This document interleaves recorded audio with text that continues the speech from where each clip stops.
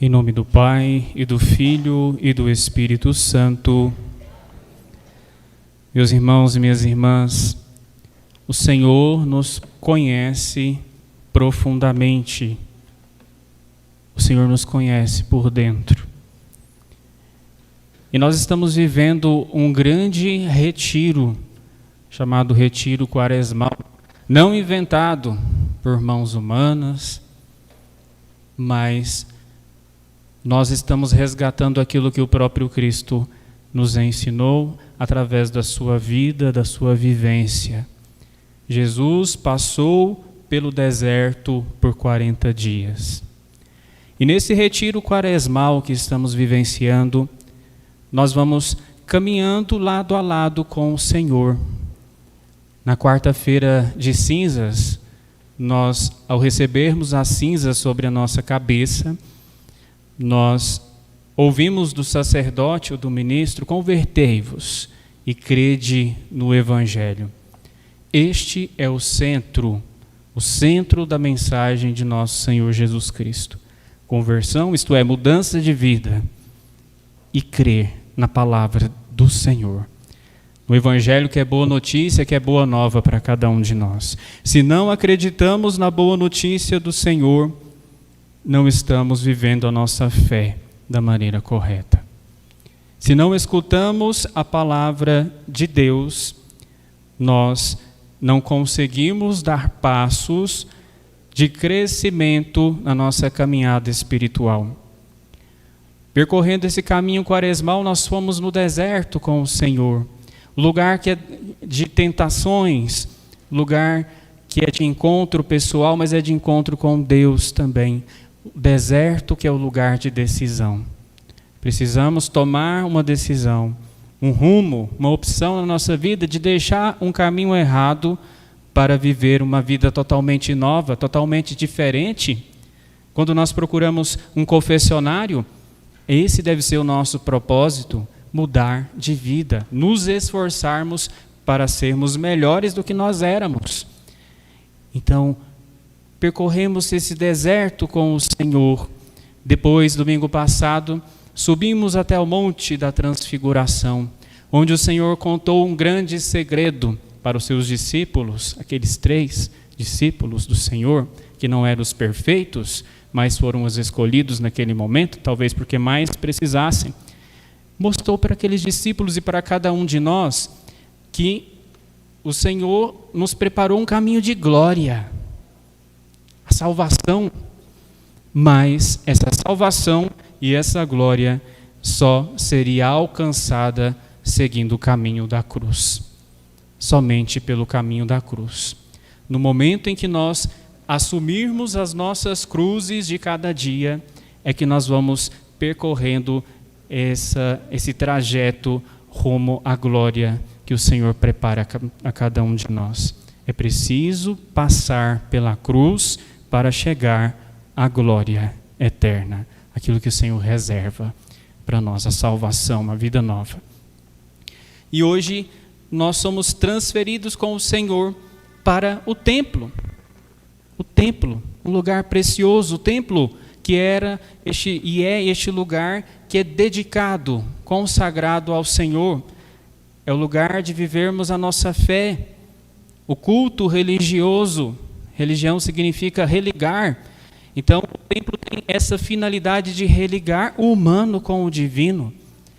Ao entrarmos no templo sagrado, em qualquer igreja, precisamos ter essa convicção de que ali é a casa de Deus. É ali que eu vou me encontrar com o Senhor. Quando passamos na porta da igreja, se não conseguimos entrar, tantas pessoas privadas de entrar nas igrejas, na casa de Deus nesse tempo de pandemia. Quantas pessoas nós estamos aqui? Nós queremos rezar por essas pessoas que não podem, neste momento, se colocar no templo, edifício, casa de Deus. Meus irmãos e minhas irmãs, nós somos convidados a fazer uma nova reflexão sobre o templo do Senhor, que merece toda a dignidade, todo o respeito, o templo igreja, o templo físico, Mas o Senhor vem trazer uma nova significação, um novo significado para o templo, como aquele templo onde o Espírito Santo está presente, o nosso próprio corpo. Mas antes de entrarmos nesse assunto, nós precisamos sair daqui, nesta noite, entendendo melhor sobre o que é o templo, a finalidade do templo, e ressignificando o templo do Senhor físico e o templo do nosso corpo. Nós precisamos entender o que Jesus está falando para nós neste Evangelho, na sua palavra. Jesus, ele se dirigindo ao templo, ele se entristece profundamente. Um sentimento que parece que até agora não tinha manifestado no Senhor. Porque Jesus é tão misericordioso, é tão bondoso, Ele nos cura, tira os espíritos maus, olha tanto que Ele é bom, Ele dá pão para a gente.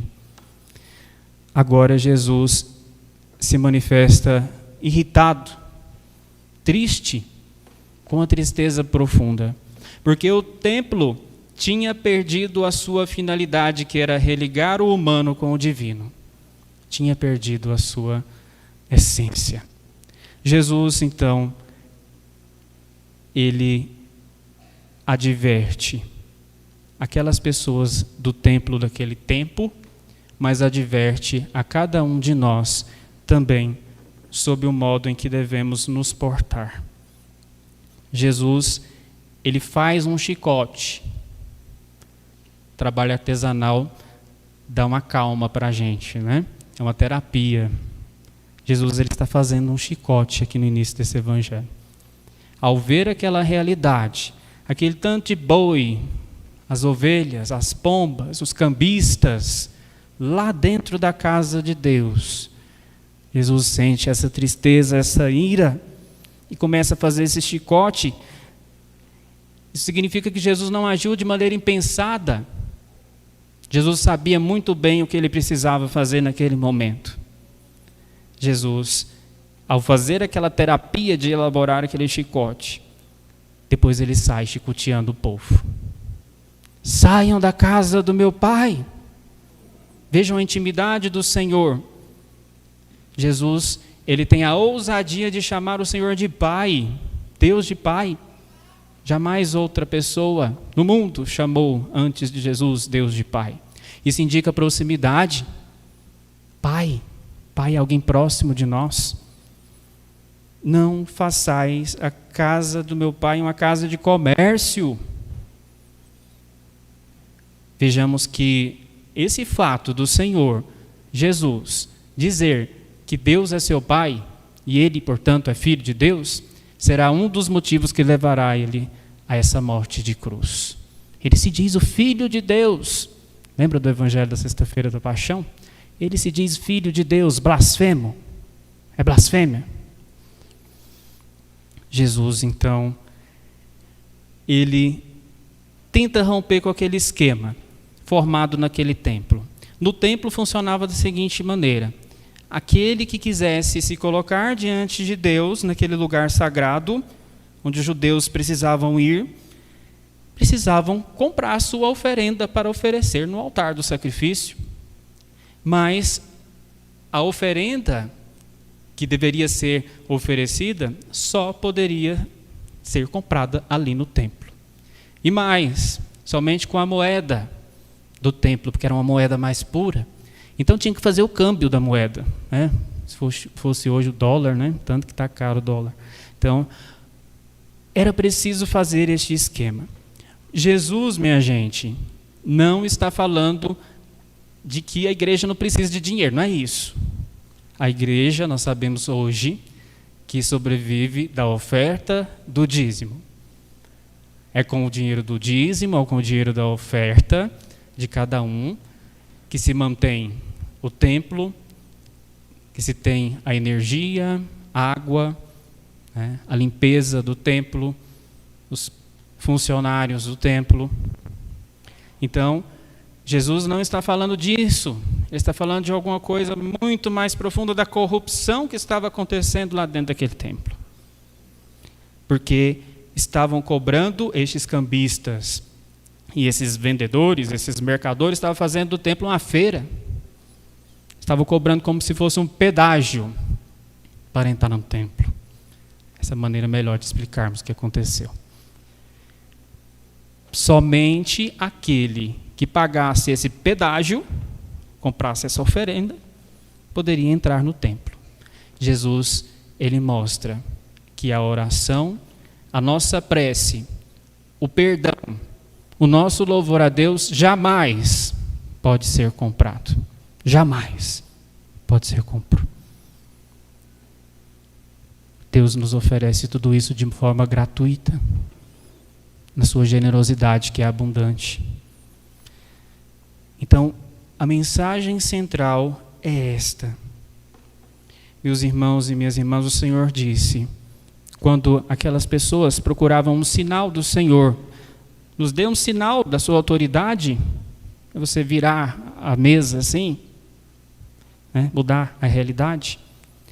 E o Senhor diz, destruí este templo e eu o reerguerei em 3 dias. Eles pensavam que era do templo físico, mas estava falando do seu próprio corpo. Às vezes, nós precisamos passar por uma demolição no nosso templo, que é o nosso corpo. Tirar todo o pecado, todo o erro da nossa vida, limparmos mesmo o nosso templo. Precisamos convidar Jesus com um chicotinho para afastar todo o erro da nossa vida, para nos dar um coração novo, para renovar, para limpar esse templo, que é templo do Espírito Santo, que é a nossa vida. O Senhor quer chegar ao nosso coração. Eu disse no início, o Senhor nos conhece por dentro, mas Ele tem acesso mediante a nossa abertura a Ele. Será que damos essa abertura ao Senhor nas nossas vidas? Meus irmãos e minhas irmãs, lembremos, a igreja sim sobrevive de oferta, de dízimo. Hoje estamos rezando pelos benfeitores das vocações franciscanas. O que seria de nós sem os benfeitores que ajudam na formação desses jovens que estão aqui e de tantos outros para se tornarem frades, para estar aqui um dia rezando com vocês? Com certeza não conseguiríamos levar adiante a formação. Mas somos gratos a essas pessoas generosas. Mas lembremos daquilo que Paulo fala na carta aos Coríntios. Os judeus pedem sinais milagrosos, os gregos procuram sabedoria, nós, porém, pregamos Cristo crucificado, escândalo para os judeus e insensatez para os pagãos. O preço maior, o Senhor pagou numa cruz.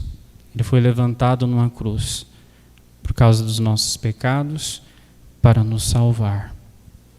Que ao olharmos para a cruz, ela signifique para nós esse ato de amor total, de um Deus que se faz gente, de um Deus que entrega a vida por amor, para nos ensinar o caminho do amor. Ele se fez o caminho. Vejamos o caminho, não é um caminho de derrota.